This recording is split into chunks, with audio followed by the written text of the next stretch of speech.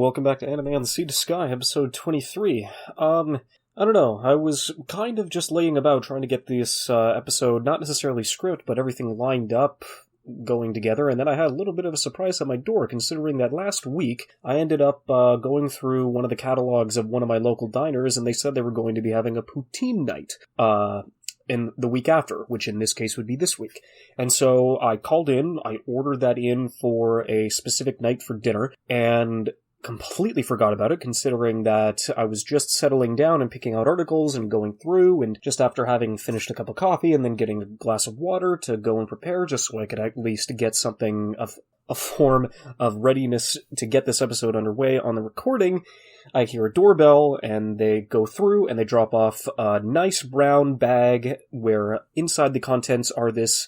really nice and voluptuous corned beef poutine. And I thought, wow, this is a nice surprise, considering that I totally forgot about it, but legitimately, if I decide to go and consume this right away, then I know that I'm going to be completely incapacitated for the rest of the night, and any form of expose or podcast recording that I decide to do after this meal is going to be completely incoherent in an entire mumble fest of me trying to at least put any sort of thoughts together with gravy and curds and starch running through my veins. So,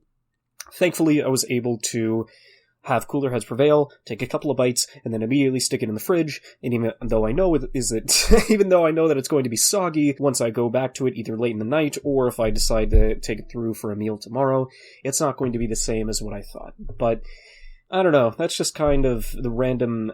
bits and pieces of just surprises that kind of go through your other day, for better or worse, but now that we're already 2 minutes into this recording, I think it might be a good idea to actually go through and talk about what everybody else has come here for, and that is anime news leading in for the past 2 weeks, considering that we are now a week into June of 2021, and at least I know that everybody has already been hearing about JoJo's Part 6 already being announced in Stone Ocean, with everybody being incredibly excited about when that's going to pop up. But for me, in particular, a Part 6 that I didn't necessarily expect that was going to happen, but I'm more than glad enough to find out that it did, is that Lupin the Third is going to be getting a Part 6 anime adaptation in celebration of the 50th anniversary of the Lupin the Third franchise, as Eiji Suganama is going to set and direct the series at TMS Entertainment. Now, in particular for me, I have not seen Lupin's parts 1, 2, and 3. I have not gone back that far, and I haven't necessarily decided to take upon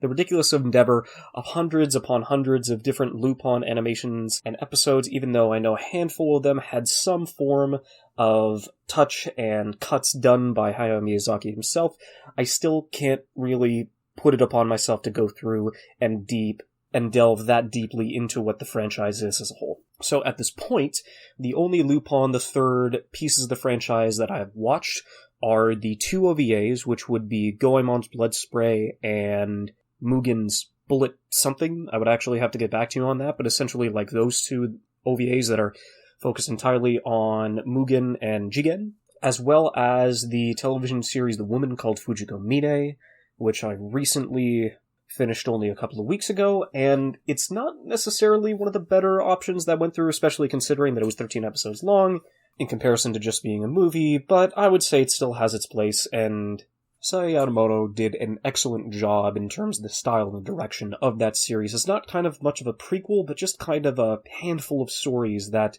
were relating around Fujiko's own past, and what her relation ultimately is to Lupin. But besides those, the 2 films that I've seen were, of course, Castle of Cagliostro. Honestly, one of my favorite Miyazaki works to date, even though I don't think it was a Ghibli picture, but it was definitely directed by Hayao Miyazaki as his directorial debut, and you will be very, very hard-pressed to find a stronger debut from a director of that caliber, and it was more than enough of a show of things to come. And then, most recently, one of the other pieces of Lupin films that I ended up watching that was earlier than that was the Fuka Conspiracy, which was also incredibly fun, even though it was definitely a different time for the Lupin series, it was still more than enough of an entertaining jostle to try and get myself more in tune with what the more classical look of Lupin was about. And of course I've seen Lupin's Part 4 and 5 at least in the most recent sets, so whenever this 6th part comes out, I will definitely welcome it with open arms. Now most recently, kind of questionable in my regard, but considering that the States has been moving forward a lot more in terms of not necessarily a herd immunity, but also incredibly good at getting the majority of their doses of the vaccine, Otakon 2021 is going to be happening inside of Washington, D.C. from August 6th to 8th. And it will require masks, but it will not require proof of vaccination. And so the staff confirmed that the in-person event is actually going to be happening and will require masks in most settings, but will not require that kind of proof, although they say it highly recommends all eligible individuals are vaccinated if attending, which probably should have, I don't know, it's definitely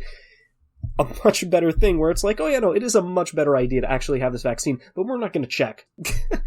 So just come on through. Which is definitely why I'm a little concerned, even though I'm definitely not living inside of the States, and I'm going to be more than happy enough to see conventions return to Canada once those actually start moving forward next year, but I definitely think that this is a little too quick. Like, there's not going to be any international guests appearing this year, considering that mandatory quarantine requirements will also be stated into effect, and staff have stated that other possible changes will include shortened hours and shortened high-traffic events such as the Otakon dance, and Otakon is dedicated to the safety of its membership and will be following any CDC and local guidelines that may still be in effect at the time of the convention. I don't know. I was totally expecting them to hold off on any more major events in the summer, and yeah, this is going to be taking place at the end in August. I just still think it's a little too early. I will definitely be incredibly happy once these kinds of conventions return to us.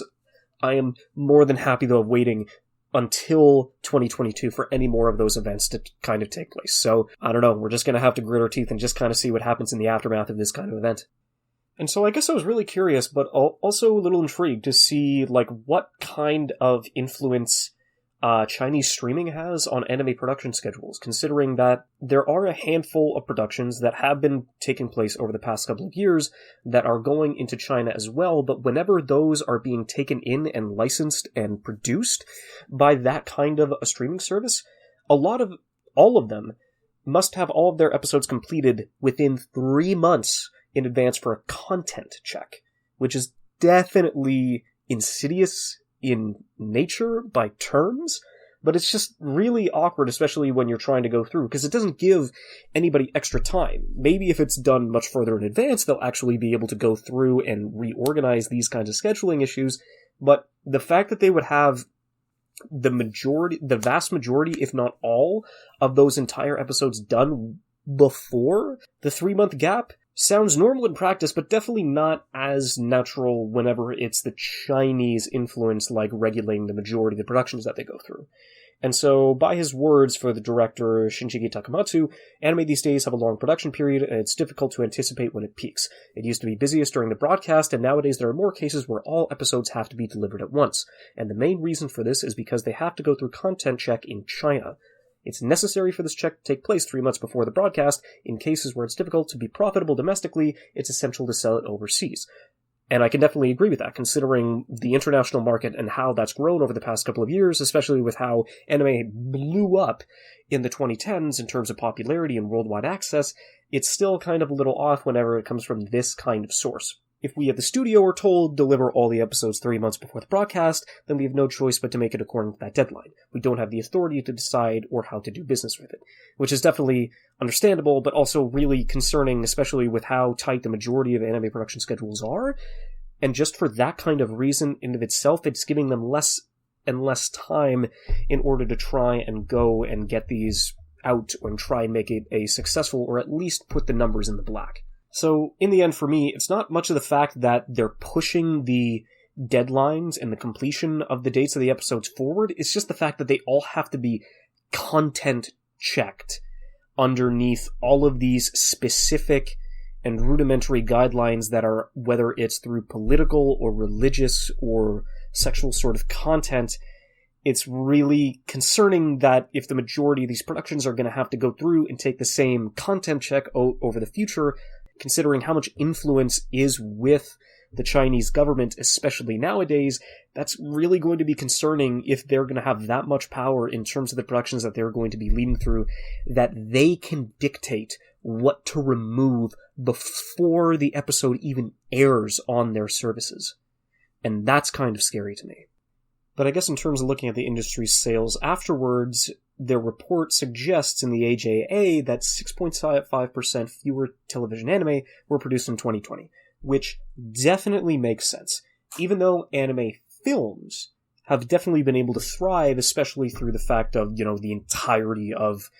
the movie that shall not be named. I'm pretty sure you already know, but it's definitely not really surprising to see that over the past 2 years, there's been a recursion of the amount of minutes in television anime that have been ongoing and produced and broadcasted over the past 2 years. Considering that the highest amount that went through over the entirety of the 2010s, we're talking about 130,000 minutes of television anime produced in 2018, with it dropping by 25,000 minutes to 2019, and still only getting about 4,000 more leading into 2020. Which I guess is slightly understandable, considering that productions that started in 2019 were definitely not going to be able to be pushed through for 2020 and 2021, but it's definitely surprising to see how much of it goes through, and I'm really curious to see how those numbers are going to jump by the end of this year and leading into 2022. And in terms of one of those successful films that was broadcast last year, it is finally going to be able to come to North America. And even though this was expected to be put out near the end of 2020, I am really excited to see that finally the wait is going to be over by the end of this summer, and that is going to be the Shirobako film, which will open inside of North America on August 10th.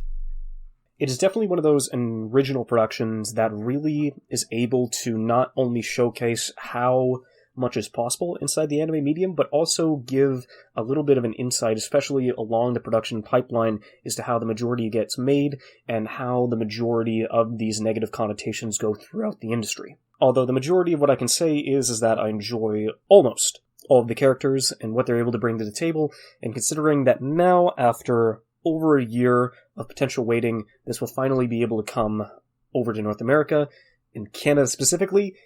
What I'm still concerned about is that I don't know if we'll actually be able to have our theaters open by August, but you know what? I was finally able to watch Heaven's Feel Part 3 over through digital access, considering that it was open to, Apple TV, it was open to Google Play, and that I was finally able to consume it. But if the theaters aren't going to be open by August, then I really don't know how many months and how long it's actually going to take me to wait on another film that I was legitimately interested in seeing come next year. And I really don't want to wait that long. And I guess a little bit more of a happy or terrifying thought, depending on what you like. Definitely something that was a little funnier to read in hindsight, especially when it came to success and how the reception of Evangelion 3.0 plus 1.0 has been doing. It was also released that the Evangelion's film staff went skydiving as research for one of the epic battles inside of the film franchise, which is kind of awesome in my eyes, because the staff wanted to create a documentary feel to the camera work for that specific scene that they were going through. And by experiencing the real sensations for themselves, the staff aimed to create a camera work that was feeling not of an anime, but of a documentary-ish style, to try and at least get it as natural and as free-flowing as it could possibly be. I have not gone skydiving before. I have gone bungee jumping several times. I love heights, and I would love to do this at some point, but I'm really just flabbergasted to just kind of see that they actually decided to go through. I think it was actually Anno. Hold on. No, yeah, it was Anno. The staff went skydiving on Chief Director Hideaki Anno's recommendation, considering that one of the scenes would be incorporating a part of the film where the characters have to fight while free-falling through the sky. I love it. Oh, man. You love to see it.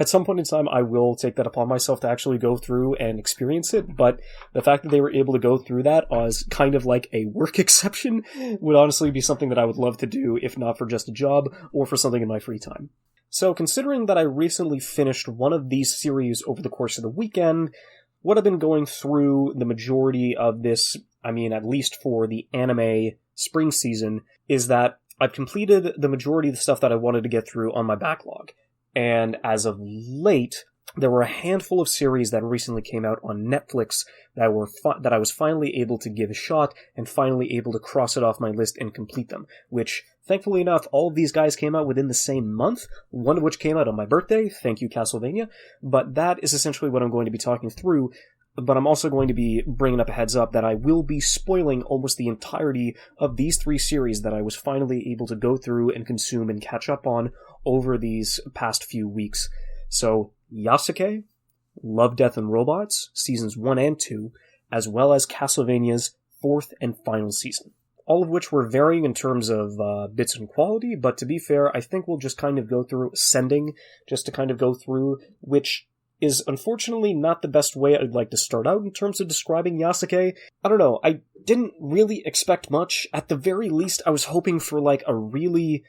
good and mellow and something I could just jam to in the background soundtrack, something similar to Samurai Champloo, which Lotus was able to incorporate with the late Nujabes way back in the 2000s. And considering that they were one of the producers and sound directors for this series, I was really hoping for something a little more than that.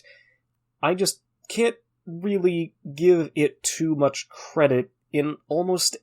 any other area, though. Hell, I can't even give it much credit in the sound department, to be fair. Because not really many of the tracks jumped out. Not the opening theme, not the ending theme, none of the battles, none of the somber, none of the naturals, nothing that was going through slice of life, or nothing that was going through heavy heated battles. Nothing really jumped. Nothing really added anything to the scene, which was definitely a little difficult considering that was one of the only things I had expectations for this entire bit. And if we're talking about the rest of the series, of course, a lot of people got a bit of total whiplash considering this was supposed to be back in feudal Japan around the era of Oda Nobunaga, where one of his only retainers was the only black samurai or noted black samurai in Japanese history. And that was definitely one of the things that I was definitely more interested in. But then you get into the first initial fight, going off of episode 1, and it's got magic, and it's got mechas that were brought through by the Mongols, and the Japanese were able to use that technology on their own, and it's just never really brought up again, but it's only a reason to bring mechs into this entire series, and it didn't really give me many hopes for this being anything more than just an action romp with Yasuke as just what was supposed to be the glue to hold everything together. And unfortunately, the story kind of failed in that part in the beginning as well. Because at least the first couple of episodes, a lot of it went through flashbacks to show how Yasuke was found by Oda and how he was incorporated into their guard and what his relationships between the other retainers were as to many of Nobunaga's siblings and children. But then you cut back to this present day sort of deal where he's this rundown nomad and he hasn't seen action in over a decade and he's just a boatman, and then he has to go through and get himself rescued by this one girl who's incredibly deathly and sickly and ill because she can't control these magical powers that are, popping up around her. And by the end of episode 3, when all that gets sorted out, she's just magically kind of better. And I will admit that this kind of moves at a very quick pace, considering that the first arc that we have goes through 3 straight episodes of trying to deal with the mercenaries, and then we get 1 episode of traveling to get the girl to the doctor that she really needs, who's not really a doctor, he's more of a magical trainer, and then that's kind of at the end of episode 4, where Yasuke is going to be walking off because he doesn't want to go back into war, and he wants this girl to be safe, and he's done his job, and then literally cuts to the next scene where he's getting rid of guards at a wall, and he's going to fight off this entire force by himself. And then he's in samurai armor, and then there was nothing really much that I can do, in the sense that they had to cut a scene for time, because there's no transition to him not wanting to fight and his, job being over, to him trying to overthrow the entire tyrannical motion that ended up killing both his entire fleet, as well as forcing him to kill Oda Nobunaga himself. And I was just so lost that I had to go back and rewatch the end of episode 4 twice just to figure out, wait, they really did skip this stuff, right? And they did. And it's just kind of man, I don't know. It was every single anime trope that somebody decided to write into the script. And at the end of episode 4, I was thinking, okay, so that means he's going to try and find his role by the end of episode 6, and then he's probably going to be going back into a sequel series where they finally have that end goal of trying to take down the daimyo. But it all gets wrapped up within 2 episodes. And it was I'm all for, incredibly, random, kooky, really, fast action-paced shit. If I give a shit about the characters, which I didn't, because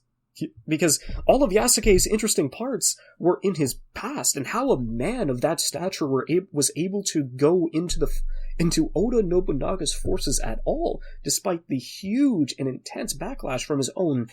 soldiers and his own command and his own people. But it's just kind of written off as, no, he's here now, we need to go and fight this big bad with Yasuke as he's the main character, and I don't know, man, it was just not really much fun in the end. I don't know. I was struggling to give this a 4 or a 5. I don't know. The major thing that I really take away from this is that this was another production that MAPPA was forced to do under all that Netflix money. And it just, I don't know. It just was not worth it to drag their workers through this kind of a production just to kind of get it all out within 6 episodes. Thankfully, it was only 6. So it definitely didn't take as much time, but the fact that they had to work on this on top of everything else to get this out in 2021 was kind of ridiculous. And in the end, I was just not satisfied with anything that the show, put forward at the beginning or at the end either. So, of all the 3 that I've watched over the past month, this is definitely not the one that I would recommend towards anybody else looking for anything. If you were looking for any of Lotus's work, go to Spotify and look up him and his collaborations with Nujabes, as well as just watching Samurai Champloo. If the only positive thing I can take out of watching Yasuke is to just say, hey, go watch Samurai Champloo. You would not be disappointed with that. That I can guarantee. But the one that I finished most recently would have been the 2nd season of Love, Death, and Robots. And it had been quite a bit, considering that I hadn't really seen or remember watching the first season since 2019. So in this case, Love, Death, and Robots is a Netflix animated series that is entirely episodic. That is produced by Tim Miller, Joshua Donen, and David Fincher, as well as Jennifer Miller as well. And all of these are reimaginings. All these episodes are just different perspectives of Fincher and Miller's long in-development reboot of the 1981 animated science fiction Heavy Metal. And so in the first season, you ended up getting 18 episodes, which is why I was kind of shocked that we only got 8 episodes this time around 3 years later, but then I realized, okay, no, it's totally understandable considering that not only is this not the end of it, we're going to be getting another 8 episodes popping up next year in 2022. So that's more than enough to be excited for at the end of it. And it was definitely an interesting, callback to go back and through, because being an episodic series done by, different companies through different countries with different stabs, with only a handful overlapping for a handful of the projects, whether it's storyboarders, writers, or directors, it was a really, really cool episodic series that I would definitely recommend to anybody who is interested in animation and CG and how far it can push the boundaries of storytelling, considering that, yes, it is episodic, and that's the only negative connotation I can take to it, because I know that there are a lot of people that don't really like that kind of formula. But because it's episodic, there will be something inside of this anthology that you will love, that you will grow to legitimately aspire to create at some point. There is something for everyone inside of this collection. And going back through, at least recalling all the stuff that happened in Season 1, through the 18 episodes that they had, the ones that really stood out to me upon revisiting, and so at least the ones that I would like to go through and check back in on that were the ones that stood out to me and a handful of my favorites of at least the first season. So you had the first episode, Sonny's Edge, which was a really interesting, instead of a big mecha fight, it was literally big monster fights. Legitimate, genetically altered monsters who were thrown into a ring to fight for large pieces of prize money onside the black market. And it was really interesting to kind of see what kind of people were brought into those arenas and why they had to legitimately put themselves inside of that scenario to try and make money in this kind of a dangerous profession. On the opposite end of the spectrum, you had Zima Blue, which was this incredibly interesting journey of an artist through a ridiculously large set of catalogs and collections, and how the artist found that kind of inspiration now that he is a universally renowned creator. And a really awesome, steampunk fantasy sort of merging literally would take place in the form of Good Hunting, which has a really good story in terms of the relationships between two characters on opposite ends of the spectrum of humanity and what that does to them inside of the world. The absolute madness and vision and style that is The Witness. Whatever they were able to do, or how they were able to do it, to bring forth that kind of a style and movement and tension was just ridiculously creative and a sight to behold. And then probably the best action-based one, grounded but not so grounded, because it features literal battles against Hellspawn, would have definitely been The Secret War. And the scale of the fight is relatively small in terms of the grander scale, but what happens on the ground is definitely intriguing and engaging stuff. And in comparison, Season 2 didn't really fill me with that kind of sense of wonder and inspiration in comparison, because overall, I don't think the stories that were propped up inside the second season could even compare. But it was considering that, it's a pick of the litter and it's episodic and not one episode has that incredibly similar taste to another one, that's definitely understandable. So I guess the ones that I would like to point out, I guess Life Hutch, because this is the first time I had seen Michael B. Jordan in anything in the past 3 years. I didn't see Without Remorse or Just Mercy, but it was definitely nice for me to go back and see him, because I know he's just an animation nut. This man loves Japan, he loves anime, and he wants to head over at some point and take a really good long look at the country and kind of see where a lot of that inspiration comes from. Pop Squad was a very Blade Runner-esque vision in a world where immortality has been figured out and what that means for the collective population of those who cannot afford it. Haha, capitalism. And I really enjoyed the noir sense and the style and the grittiness of the world, especially when they go down below the clouds and what that means to the people that inhabit the actual Earth, rather than the skyscrapers that loom far, far above. But then, probably one of the most interesting styles that I saw inside of this entire catalog would be ice, through what looks to be kind of like a distant planet with different life forms, but in this case far enough based in the future that people have been augmented to a degree that they are on a much higher scale and caliber than people who are regularly humans, in the sense that we follow another 16-year-old kid who is quite possibly the only one who does not have those augmentations, considering that him and his family recently immigrated to this area and being the only one left out and trying to get himself and be welcomed and understood by a caliber of people who are all better than him, but it's something that he can't necessarily grasp, but something that he is able to come to terms with and understand, and to try to prove that he is worth it,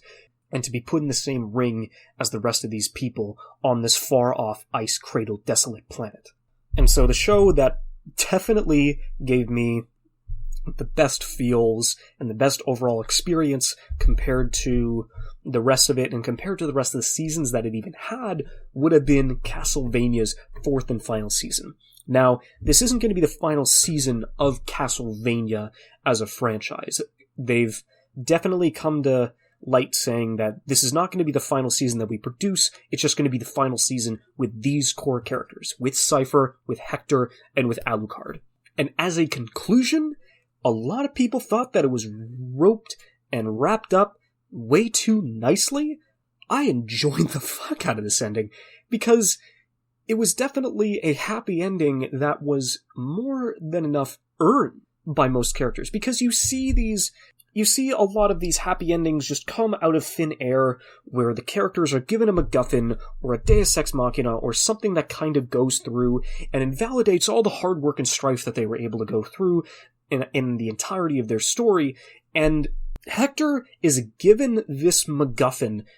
but the entirety of the past 4 seasons and what he endured throughout his life as a child, into his teens, and into his later forms in life, him and the rest of his friends deserved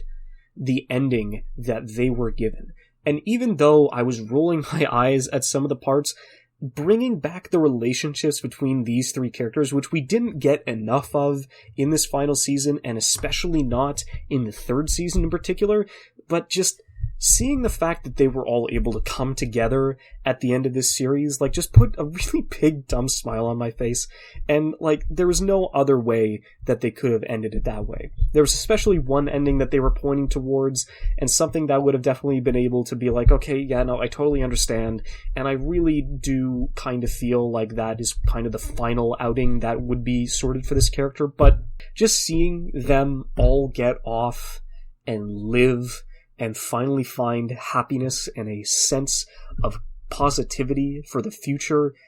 was more than enough that I was hopeful for, and more than enough of a happy conclusion. At least for comparison, in the entirety of Castlevania, it was really interesting, considering that even with only the 4 episodes that season 1 was given, it got more than enough of a positive reaction and garnered more than enough of a fan base to kind of go and get the 2nd season renewed, and at double the length. Considering that at the end of season 1, we finally have our main trio, and through season 2,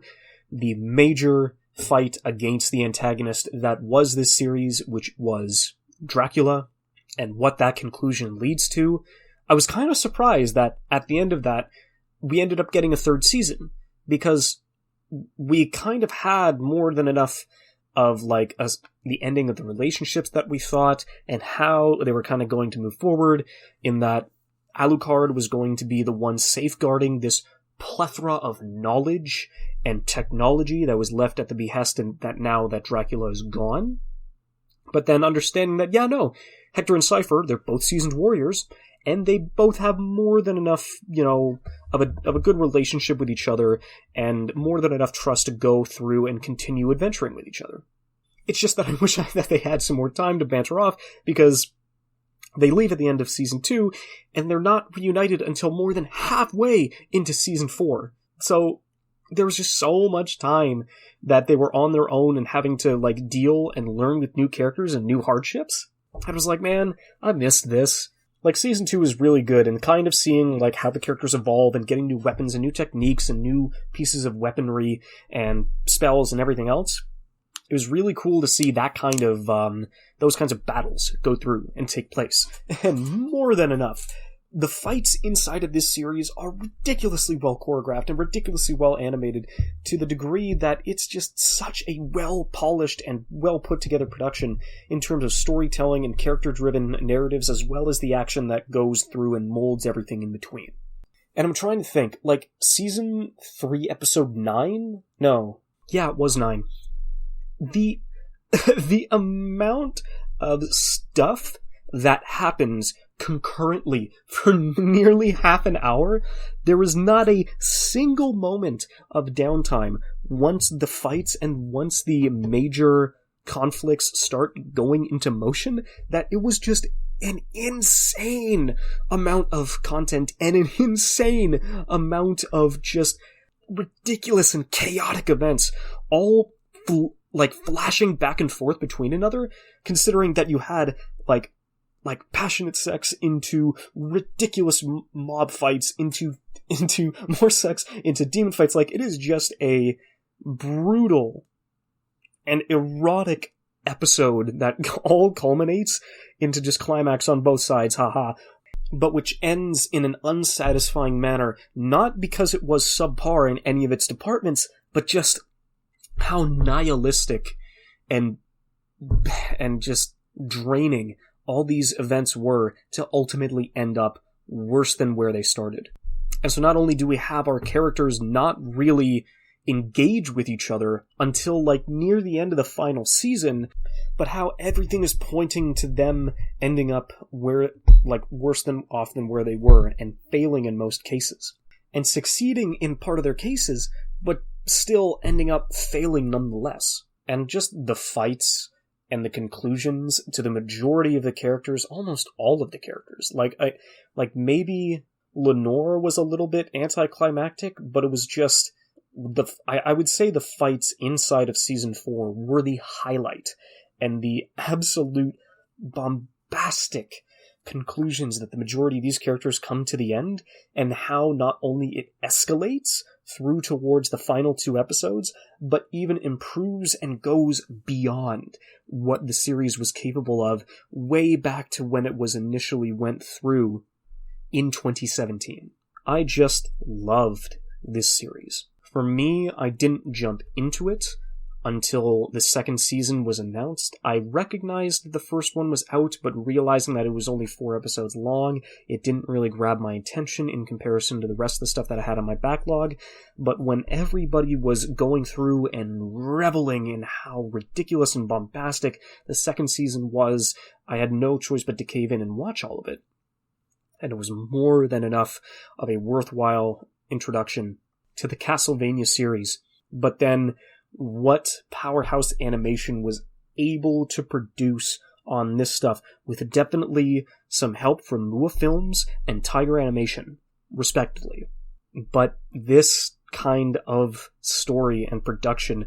taken out of just essential knowledge of the characters and world, not necessarily following anything regular that the series had been building up to this point, considering that, geez, Castlevania has been around since '86. It deserves more than enough of a round of applause and complete revelry in how well and succinctly it was able to end on such a positive note in a world that is drabbed and infused and infected with hopelessness and despair.